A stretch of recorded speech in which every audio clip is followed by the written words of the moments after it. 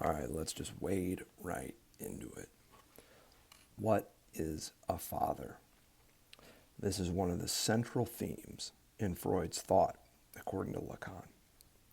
It's also an eternally unresolved question at the heart of analytic experience, Lacan says. All right in Seminar 4 for you. For Lacan, as you probably know, fathers come in three types: symbolic, imaginary, and real. The imaginary father is the easiest one to knock out. Omnipotent, perverse, and psychotic subjects know this one all too well. What matters for Lacan in Seminar 17 is the relationship between the symbolic and the real father. This relationship really starts popping in chapters 7 and 8. Let's start with the real father. As you probably already know, the real father is not the biological father, but a figure of fatherhood in the position of the real. And the real here is not something external to the symbolic, but an internal effect of the symbolic. A malfunction, a rattling around within the symbolic of some sort of an errancy. The real here is a constitutive lack or void or subtraction in the symbolic. What we're talking about here, in other words, when we talk about the real father, is the real of language, not bioanimality. See how Lacan puts this. Page 123, Seminar 17, gives us a nice read of this topic. An equivalence is therefore drawn in Freudian terms between the dead father and jouissance. It is he who keeps it in reserve, if I can put it like that. This is a topic that we're going to come back to, this connection between the dead father and jouissance. Not surprisingly, it's more complicated than Lacan lets on here. But check out how he works this here at the level of the real father. In the manner in which it is stated, not at the level of the tragic with all its subtle suppleness, but in the statement of the myth of totem and taboo. Key text here. The Freudian myth draws an equivalence between the dead father and jouissance. This is what we can describe with the term structural operator. It's a good one here. Here the myth transcends itself through stating in the name of the real, for this is what Freud insists upon, that it actually happened, that it is the real, that the dead father is what guards jouissance, is where prohibition of jouissance started, where it stemmed from. Nice metaphors there. But notice the shift how Lacan now will turn to something a little more Lacanian and a little less Freudian. The fact that the dead father is jouissance presents itself to us as the sign of the impossible itself. There's your real for you. It's a sign of the impossible in the field of the symbolic. And in this way, we rediscover here the terms that are those I define as fixing the category of the real, insofar as, in what I articulate, it is radically distinguished from the symbolic and the imaginary. The real is the impossible, Lacan says on 123. Not in the name of a simple obstacle we hit our heads up against, but in the name of the logical obstacle of what in the symbolic declares itself to be impossible. This is where the real emerges from. And that's a good way to start thinking about the real father. It's an emergence in the field of the symbolic where impossibility is named, declared, signified. In effect, there beyond the Oedipus myth, we recognize an operator, a structural operator, which is called the real father. With, I would say, this property that in the name of a paradigm, it is also the promotion at the heart of the Freudian system of what the father of the real is, which places a term for the impossible at the center of Freud's utterance. A really nice riff on the real and a really nice clue as to what Lacan is doing here with the dead father as the real father as jouissance. Let me reiterate here. The real father is less an actual person than a function, an operation, a structural operator, typically mediated through someone else's speech, and typically the speech of one person in particular, whomever in your life played the part of the maternal figure, of that primary caregiver. The real father is in many ways just this structural operator, operationalized in someone else's discourse that you might imagine in such examples as, just wait until your father gets home. There's a classic one for you right there. There's your name of the father if you like it. Jesus, don't forget about baby Jesus, doesn't like it when you talk like that. Oh, if only your Uncle Leonard could see you now. What you have here is less an understanding of the father as an actual entity in the world with a body and so forth, and more the father as something that comes up in someone else's discourse. This is important because it brings us to the symbolic father. The symbolic father is not a biological being either. And in fact, as you hear me calling the name of the father through the discourse of the maternal figure into existence, you see us verging from the real father into the symbolic father. We'll come back and strike that distinction again between the real father as a pronouncement of the impossible in the symbolic and the symbolic father as we're about to describe it. Again, not a biological being. Again, a function, a structural operator of sorts. The symbolic father is a subject position that anyone and no one and everyone in between can occupy for someone else. Mommies, daddies, gods, demons, laws, orders, books, ideas, these can all be symbolic fathers.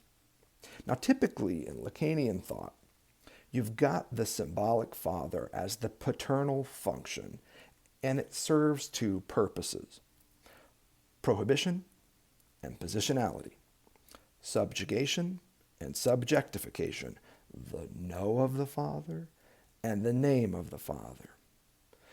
One operation of prohibition and subjugation that produces a superego, another operation of positionality and subjectification that results in an ego ideal. Here you see the two basic functions of the unary trait. They instate a law for the subject. Together, these aspects or operations of the unary trait form the bedrock of human subjectivity, at least of the neurotic type, where you see loss and minus phi, typically understood as castration, linked up with lack, objet a, not as castration, but as causation. Causation for what? Causation for desire. Here you see lack as the cause of desire, and also, as you've heard me elaborate in other series, as the object of the drive. Prohibition and positionality produce the law. Loss and lack produce desire. And the central question for us is this relationship between law and desire. The key themes here in Seminar 17 are no other: desire and the law. But let's back up, per usual. Recall what Lacan has to say about this in the early 1960s, in that bread and butter Lacanian essay on the subversion of the subject. Check it out. In the English translation of XVII, the key passage for us is on page 698. And what we're going to get at here is this notion of desire and the law as wrapped up with this paternal function, typically designated as the symbolic father in Lacan's thought. I'm about midway down the page, 698 of XVII, in this famous essay, The Subversion of the Subject, the Dialectic of Desire. The image of the ideal father is a neurotic's fantasy. Beyond the mother, demands real other, whose desire, that is her desire, we wish she would tone down, stands out the image of a father who would turn a blind eye to desires. This marks more than it reveals the true function of the father, which is fundamentally to unite and not to oppose, a desire to the law.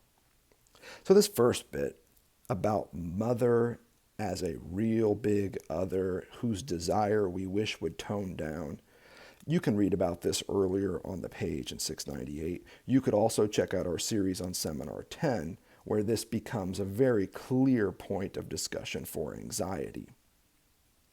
The desirous big barred other in your life who steals your lack, whose lack trumps yours and leaves you lacking lack, and all this business that you hear in Seminar 10 that we cover in our series on Seminar 10, is the source of anxiety. And the father is an antidote of sorts to that overweening, ever-enveloping, encompassing, overwhelming desirousness of the big barred other, here embodied in the figure of the mother. Beyond her, there is the image of this person, figure, function that is the father, who would turn a blind eye to desires. Now, it's more complicated than that, but that's part and parcel of what's happening here. To turn a blind eye to desire is to somehow couple it with the law. Check it out. The father of the neurotic wishes for is clearly the dead father.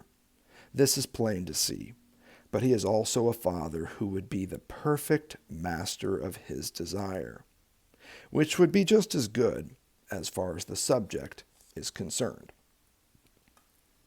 So, in contradistinction to the maternal figure and her overwhelming, overweening desire that threatens to engulf the child in anxiety, you have this figure of the ideal father, at least as far as neurotics are concerned, who turns a blind eye, that eye's got to be blind, to desire.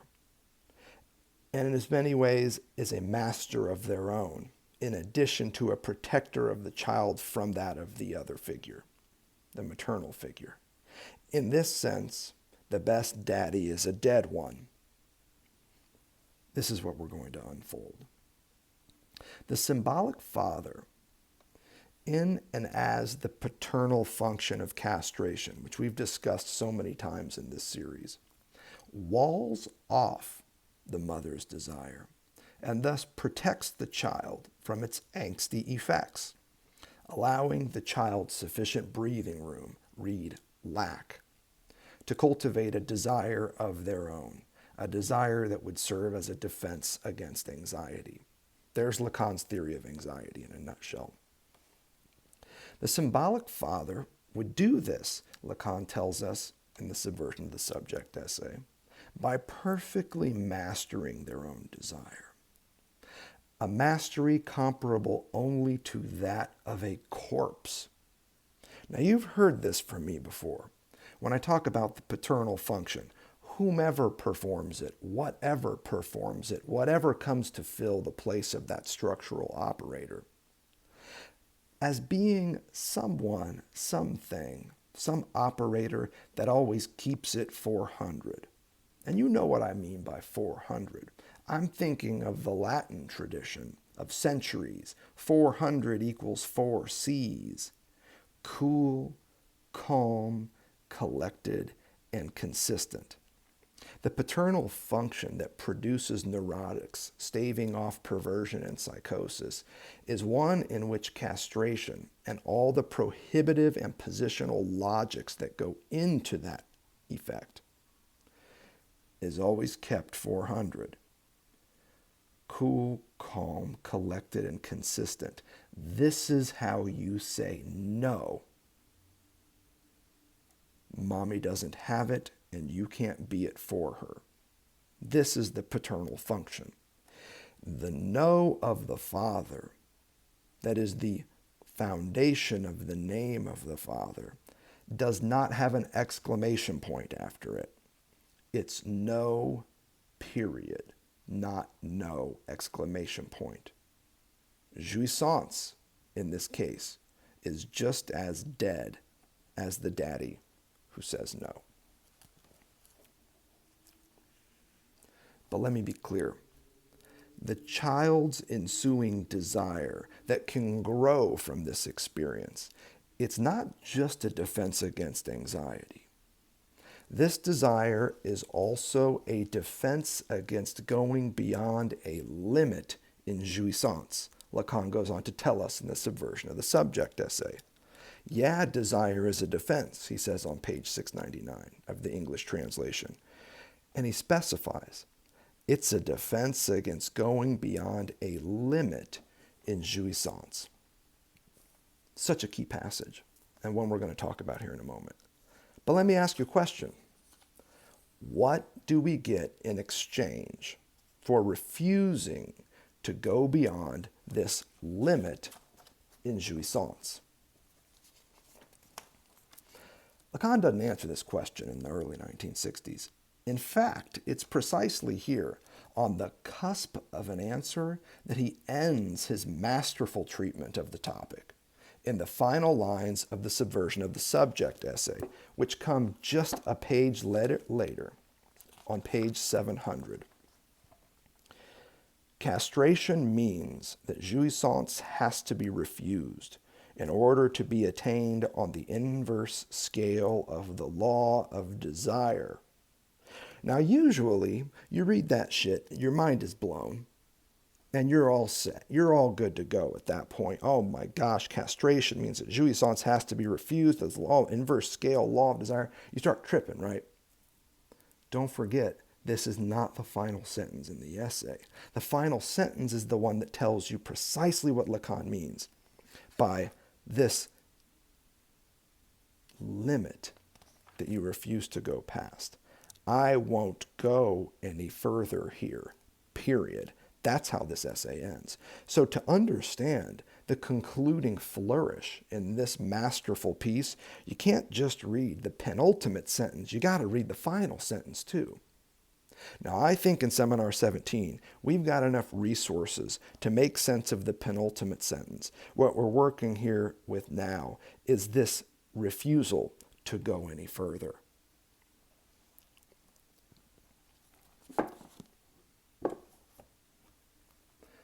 Up to this point in our series, Lectures on Lacan, we have read the inverse scale that you heard Lacan referring to here as that of the drive, as seen in the retroactive uppermost trajectory in his graph of desire, the one that extends from the matheme of the drive in the upper right-hand quadrant, positioned in the field of castration, mind you, all the way across to its realization in the field of jouissance. And the pathway of the drive we've established is twofold at least. First, there's this pathway of sublimation, in which drives become means to desirous ends, ends which we never reach, of acquiring ever newer objects to substitute for primordially lost objects. Here is this idea you get from Freud that Lacan makes a good amount of in Seminar 16, that Freud talks about what you can do mit dem Trieben, with them drives, with the drives. Check it out. What you do with the drives in this sublimatory approach is you swap out, substitute socially acceptable sublimated objects for primordial objects deemed lost. Now, it's more complicated than that. In fact, it's the designation of a substitute object that retroactively marks another primordial entity in the world as your lost object. We've been working at this, but for now, let's just keep it simple. Smokes for breasts, cash for excrement, likes for the gaze, and so on. We could just keep listing this out. All of these commodities that are consumed, that we buy to plug our holes, that's an important part here, are in service to surplus enjoyment. We've established this at this point. The first pathway of the drive, which is sublimatory, that traffics in objects, culminates in the experience of surplus enjoyment, as we've defined it. This is not the only pathway of the drive, you've heard me say. There's another desublimating pathway. It's a desublimation of this desirous, commodity-driven enterprise you just heard me describe, and it shows us another way to live out the drive. It's a way of living in which the drives become means without end. Not in the sense of endlessness that you see in the desirous circle of surplus enjoyment, but instead a means whose end is nothing other than the operation of its means logic. An operation that occurs always at the level of openings, not objects, erogenous zones on the human body, not the things that we buy from Amazon in order to fill those holes, but the holes themselves. Mouth, anus, eyes, ears, hands, pores, we can go on and on. All of these openings on the human form, the openings that allow for a desublimated realization of the drive. You've heard Lacan talk till he's blue in the face about him, about their edge structure, if you like your math, about their rim-like structure, if you prefer your Kristeva-like emphasis on openings and limits. The important part for the drive here is that the openings that this second pathway of the drive focuses on instead of the objects, they all have an opening and closing function. They can be opened and they can be closed.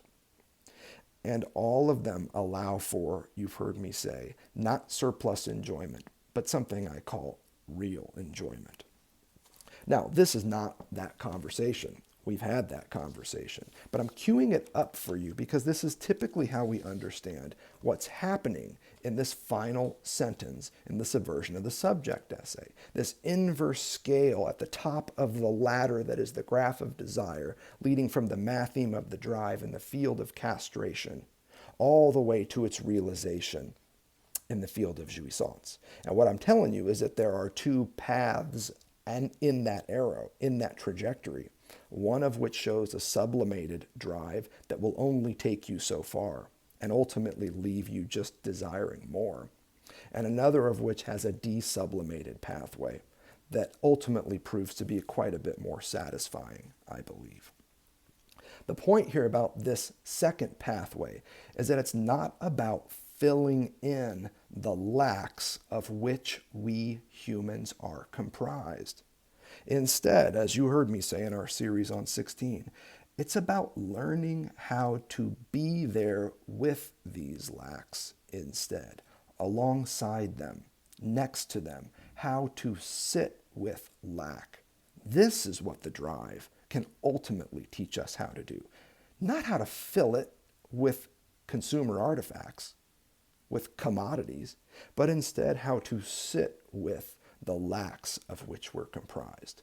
The lacks that, according to Lacan, we are and nothing more. He's explicit about this in the late 1960s. Here, what you see in this second desublimated pathway for the drive, drives not as organons in the Aristotelian sense, but instead as occasions for Mitdasein, in the Heideggerian sense of being there with. The question is not what you do mit dem Trieben, but how the drives allow you to actualize a kind of Mit-Dasein, a different with structure. A mit here that allows you to sit with, to be there with lack, without constantly trying to fill it in. That is the drive's ultimate horizon. But check this out.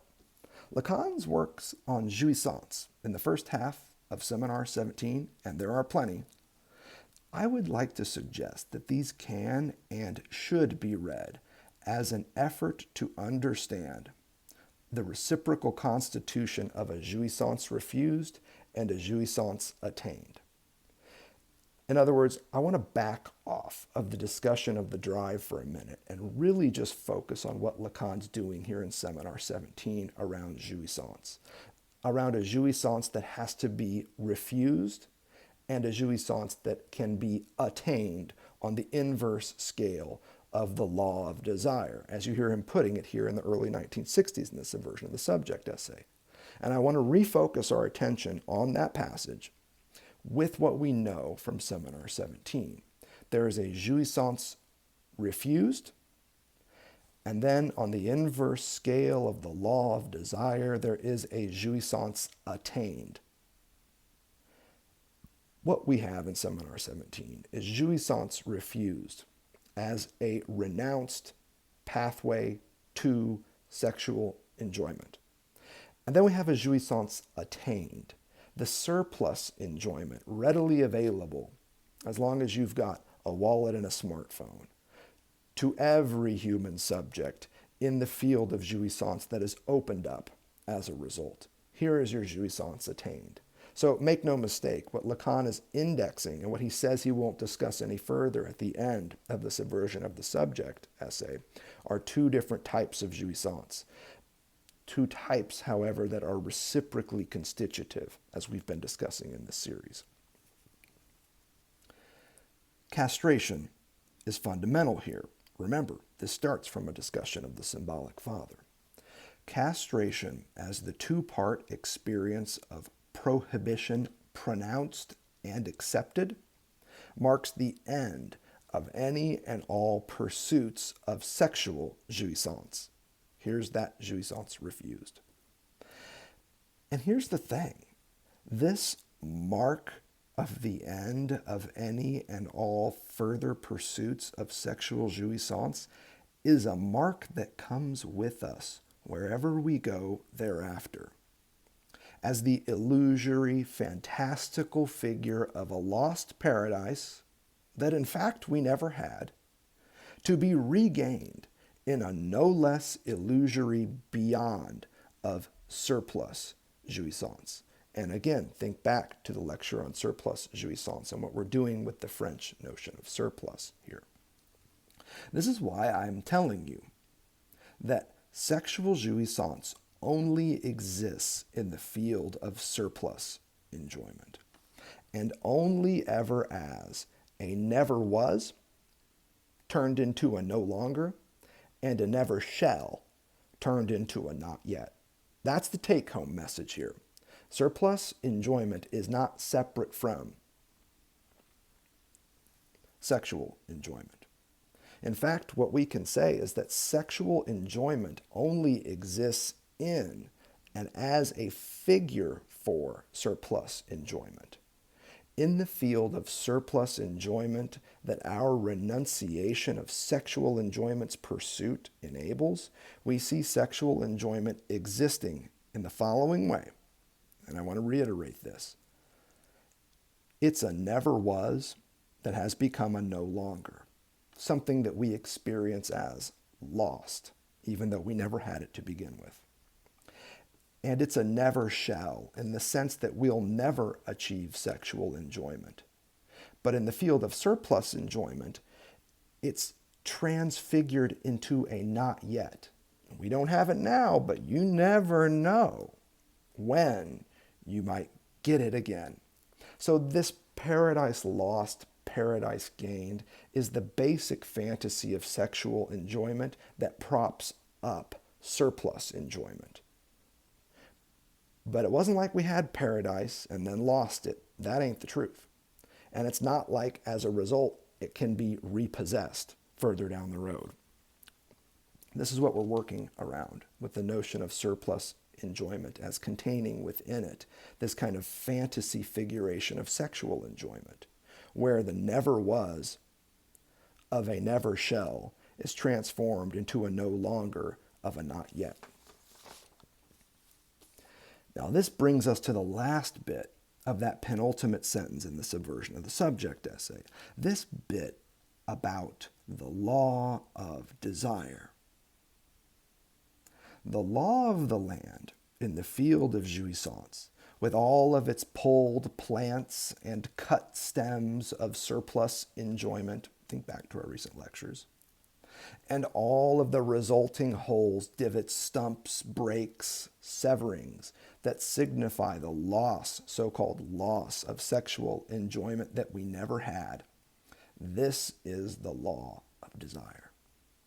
And the law of desire is precisely what the symbolic father, read the paternal function, qua castration, qua structural operator, institutes by uniting, not opposing, desire and the law. Recall that famous passage, very crucial passage from page 698 of XVII, where Lacan is very clear in saying that what happens at the level of the paternal function is that a union, not an opposition, is established between desire and the law. Let's be categorical, per usual. For Lacan, desire is the law. Now that might sound like a crazy thing to say, and you might be like, well, hell no, that's not true, McCormick. Hey man, all I'm telling you is what Lacan says. And you can see this very clearly developed in Seminar 10. Seminar 10, page 199, and I'm going to put this out as a for instance, because Seminar 10 has several great passages where Lacan is just clear as day on the union, identification, if you're just not comfortable with union, between law and desire. Here it is, page 199 of the English translation of Seminar 10. We covered this in our previous series on Seminar 10. You can check it out. Desire and the law are one and the same. Direct quote. Isn't this, of course, why transgression, however exhilarating it may be in the moment, never really yields satisfaction? We've been over this, but I think it's worth just recalling, because transgression and its futility is also part of where Lacan begins Seminar 17. No law, no transgression.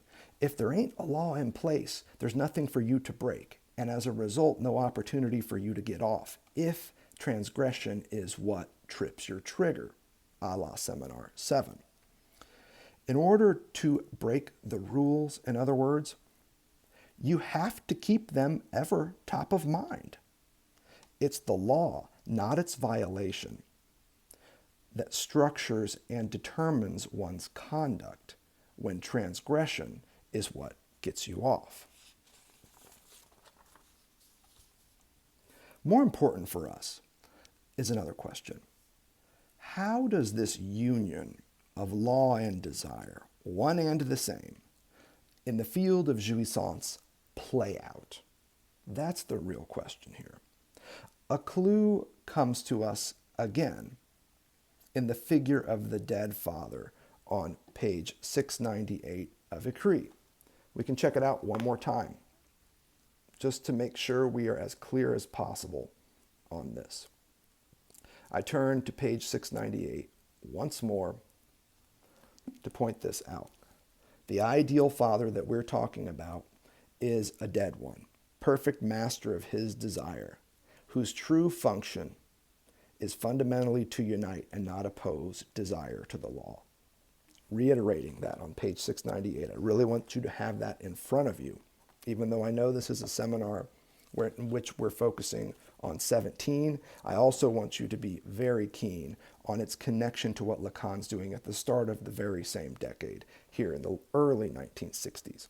It's only 10 years later, but Lacan is sustaining these thoughts. He's developing them further, which is again why I read the Subversion of the Subject essay as that key piece in Lacan's thought. The one piece that I would keep if you had to get rid of the rest. I think it's the most important essay in Écrit, to say the least. The symbolic father doesn't just turn a blind eye to desire, though. It's not just, in other words, the fate of Oedipus and his namesake complex that we're talking about here. There's something more happening than just a blind father, blind to desire. The symbolic father is not just blind to desire, hear me now, but dead to desire. His mastery of desire, his own above all others, is just as masterful as that of a corpse, you've heard me say. And all the more so if he's been murdered. Dun, dun, dun! The dead father was murdered. There's the classic myth of Freudian psychoanalysis. You get two murdered daddies at the foundations of Freudian mythology. Lacan is keen on them both. Centerpiece here, though, is in fact murder. Hence Lacan's return to the patricidal mythology that you see in Freud's thought in chapters 7 and 8 of Seminar 17. And two patricides in particular, each with a precise relation to jouissance. Check it out. First, you've got the classic Oedipal patricide. Oedipus murders his father and as a result gets to enjoy his mother. Now, it's a little more complicated than that, but not much according to Lacan. Check it out. It's at the bottom of page 113 in Seminar 17. The Oedipus complex, as it is recounted by Freud when he refers to Sophocles, is not at all treated like a myth. It's Sophocles' story minus, as you will see, its tragic component. According to Freud, what Sophocles' play reveals is that one sleeps with one's mother when one has killed one's father. Murder of the father and jouissance of the mother, to be understood in the objective and the subjective senses. One enjoys the mother and the mother enjoys. The fact that Oedipus absolutely does not know that he has killed his father, nor that he causes his mother to enjoy, nor that he enjoys her, changes nothing about the question, since precisely it is a fine example of the unconscious. So there's your first murder. Oedipus murders his father and as a result gets to enjoy his mother. But check out the second one from Totem and Taboo. You know where I'm going with this. The sons of the father of the primal horde, who was the sole and exclusive enjoyer of all women, murder him. And yet, check it out. The sons kill the father of the primal horde, but they do not go on to enjoy their mothers. Instead, they collectively renew their dead father's prohibition against such enjoyment. And that is the key part in all of this. This is what Lacan has his eyes on in these middle chapters of Seminar 17.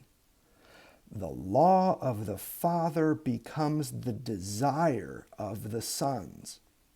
His law becomes their desire.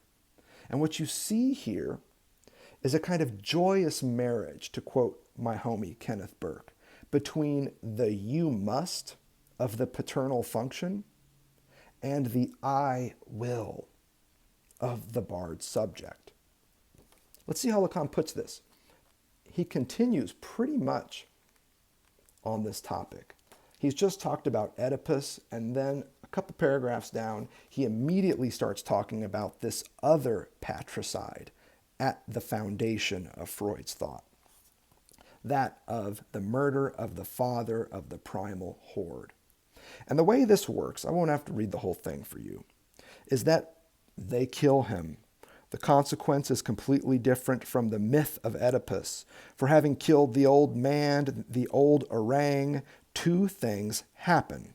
I place one of them in brackets, for it is incredible. They discover that they are brothers. Dun, dun, dun. The plot thickens. They kill daddy and discover they're all brothers. Now, he's doing something different with this. What he wants to do in the next couple of paragraphs is say that there's a principle of brotherhood here that should be understood. They murder the father of the primal horde and discover they are brothers, which they didn't know before that time. If they didn't know they were brothers before they did the kill, what did they know each other as before the kill? The energy that we put into all being brothers very clearly proves that we are not brothers. Even with our brother by birth, nothing proves that we are his brother. We can have a completely opposite batch of chromosomes. The pursuit of brotherhood, without counting the rest, liberty and equality, remember, this guy's French, is something that's pretty extraordinary, and it is appropriate to realize what it covers. And then he hits us with this really important point. I only know one single origin of brotherhood. I mean human, always humus brotherhood, and that's segregation. It's just that in society, I don't want to call it human because I use the term sparingly. I am careful about what I say. I am not a man of the left, I observe. Everything that exists, and brotherhood first and foremost, is founded on segregation. No other brotherhood is even conceivable or has the slightest foundation, as I have just said, the slightest scientific foundation, unless it's because people are isolated together, isolated from the rest. Now, I don't think Lacan is being a racist here. I don't think he's talking about segregation in the sense you're probably thinking of it. What he's talking about is difference. What he's talking about is multiplicity.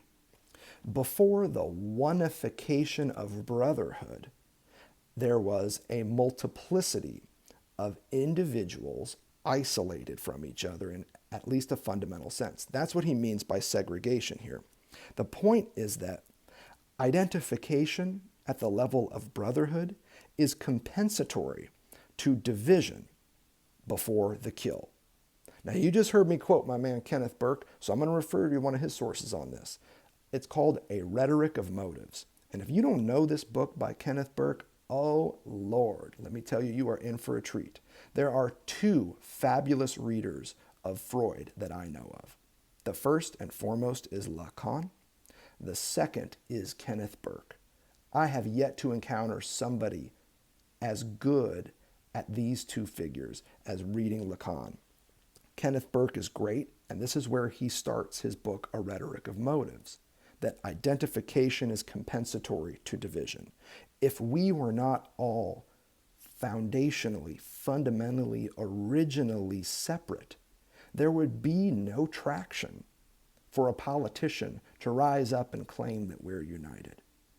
Brotherhood would have no appeal to us if we were all already brothers. This is Lacan's point. Identification is compensatory to division. It follows from division. In other words, multiplicity comes first for Lacan. And all you readers of Badiou, you should be hearing this as well. Oneness for Lacan is a production. It's an effect. It's something you do. That's what Lacan means by universe, right? It's a turning into one, a universalization. What he's saying here is that it turns multiplicity into oneness. You don't start with oneness and then things fall apart. You start in a field in which nothing hangs together. In fact, that's the only thing that hangs together. And then you can create, through rhetoric, through the kill, a kind of oneification, a oneness that results from that. Now, that's not the primary stake. And what Lacan is doing here with the murder of the father of the primal horde, but it is relevant because this is a collective renewal of the dead father's prohibition against the enjoyment of the mothers. His law becomes their collective agreed upon desire. Their social pact is a reaffirmation of his prohibitive law. His "you must" becomes a collective restatement at the level of their willingness to adhere to that you must.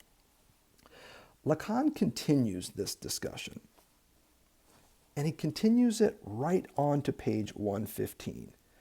Notice how he ends this one. Third paragraph, or second full paragraph on page 115. Be that as it may, they discover they are brothers. One wonders in the name of what segregation. This is to say that the myth is more like a fable. And then they all decide with one mind, and no one will touch the little mummies, because there is more than one of them to top it off. They could exchange, since the old father had them all. These are the mothers he's talking about. They could sleep with their brother's mother, specifically since they are only brothers through their father. So the point here Lacan is making is that the brothers who engage in the collective mythical kill of the father of the primal horde, they could have done something different. They could have, instead of reaffirming at a collective, consensual way the father's prohibition against sleeping with the mommies, they could have just done the math and been like, well, wait a minute, this one's not my mommy, so she and I can fuck, right? That's Lacan's point here. They could have done that, but that is not what they do. And that is a very revealing point. Lacan continues this discussion into the next chapter, into chapter 8, and elaborates it even further, linking the Father's death to that of God, and again with an eye toward the implications for law, order, and enjoyment. Check it out. It's on page 119, just a few pages later. I cue this up because whenever Lacan says Father, he's always thinking about God also. And here he makes a very clear connection between the two. The Father's death, insofar as it echoes this statement with its Nietzschean gravity, this statement, this good news, right, the gospel, that God is dead, does not seem to me to be of a kind to liberate us. Far from it. That's the key point. If God is dead, it don't mean we're free. Just the opposite. The death of the Father is far from incompatible with the motivation for religion, he goes on to say. And then at the bottom of the page, he hits us with it. The pinnacle of psychoanalysis is well and truly atheism, provided one gives this term another sense than that of God is dead, where all the indications are that far from calling into question what is in play, namely the law, it is consolidated instead. The death of God does not call the law into question. Instead, the death of God allows for its consolidation. Now you see the connection here, right? The murder of the father of the primal horde does not result in lawlessness, anarchy, sons and mothers fucking. No, it's not what it results in at all. In fact, it results in a consolidation of the Father's law to such an extent that it becomes the collective desire, the will of the people. A long time ago, Lacan continues at the bottom of page 119, I observed that for the sentence of old Father Karamazov, if God is dead, then everything is permitted, the conclusion that forces itself upon us in the text of our experience is that the response to God is dead is nothing is permitted anymore. If God is dead, nothing is permitted anymore. Now, Lacan is being playful here, but he is not fucking around. He is absolutely trying to make this point, that there's something in the castrative logic that we don't often address. A mythical, fabled murder of the no pronouncer that then ushers in an opportunity for the name to be reaffirmed. Now, this then logic is one that we're going to undermine because for Lacan it will be retroactive. It is the son's reaffirmation of the law of the Father that has the retro-efficacy of marking that original prohibition. We'll come to it when we come to it. I'm just putting it on your horizon right now so you can know that we got a few more screws to turn in this one. At stake in all of this is a crucial part of castration, I'm trying to say, as it occurs in the know and the name of the Father, one part subjugating and one part subjectifying. Between the know of the Father and the name of the Father is the myth of the murder of the Father, a murder whose mythology allows sons and daughters alike to affirm in their own words, with their own signifiers, in terms of their own desire, the law of the Father, and always at the level of a name. Hence the two-part logic of S1 in Lacan's topology of the subject, first as unary trait, then as master signifier. We've emphasized this for a reason. Now you can see why. It's when the toddler can tell you their name and thus reaffirm the unary trait that they received from the big barred other qua S2 as their master signifier, a master signifier of their own. It's when they can do this that you know they're castrated. I want you to know, once more, that I ain't making this shit up. It is straight out of the book. Check it out. Page 121. What constitutes the essence of the master's position is to be castrated. Can't you see that here we find, veiled to be sure, but indicated what is properly called succession and how it proceeds from castration also?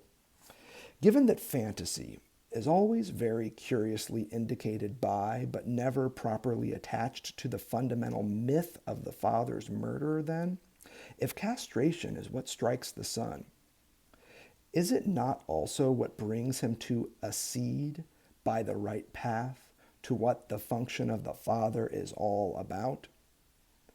This is indicated in all our experience.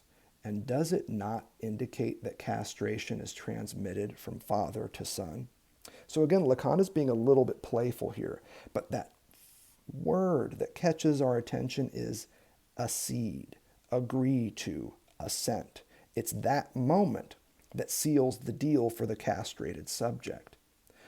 The son, having received the first strike of castration, then accedes to the right path. And here you see the paternal function finding fruition.